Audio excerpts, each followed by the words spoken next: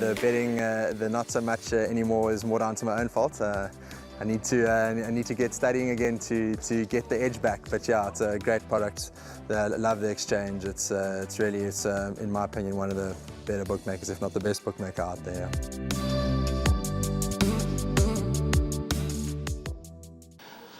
Race 2 on the card. The opening leg of the bipot goes at 12:05. It's the Brokershaw Insurance Group maiden juvenile plate for fillies over 1,500 metres.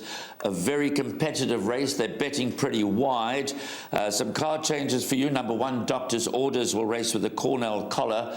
Interestingly, Paul Lafferty has fitted blinkers as a late declaration to number 5, Lady Canton.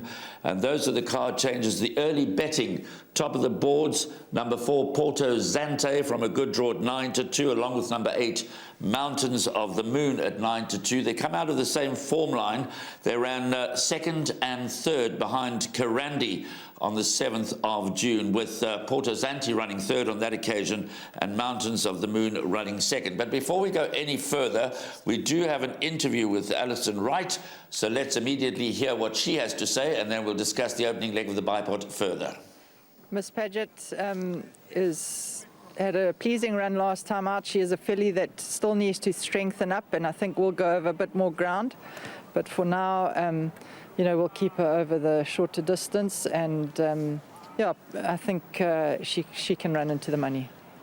Alison Wright saddles number 7, Miss Paget, who's been priced up at 7-1, so she's quite short in the market when you consider they're betting 9-2 the field. And Miss Paget last time out ran third behind the runaway winner, a Bitcoin Baby, and that was over 1,600 metres, a similar distance to this race, and that was also at Hollywoodbets Scottsville. Number 12, Averni Princess from the Louis Huesson stable, that's at 5-1.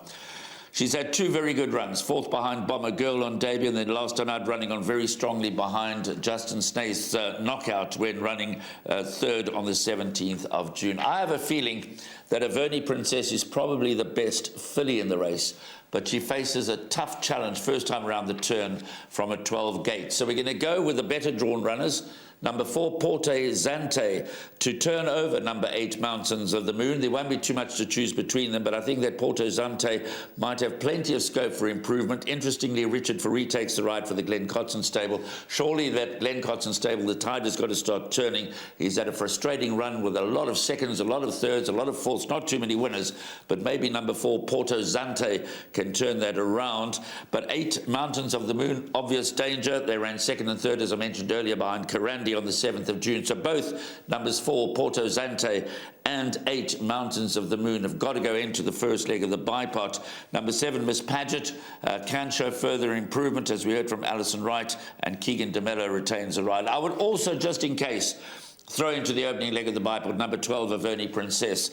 If Chase Muljan can get her into a nice position, and with a bit of luck in running, number 12, Averni Princess, could run them all out of it. But it's a tricky start to the first leg of the bipod. It goes at 12:05. They're betting 9-2 the field. We will go with numbers 4, 7, 8, and 12, and hopefully that'll be enough for us to get through the opening leg of the bipod.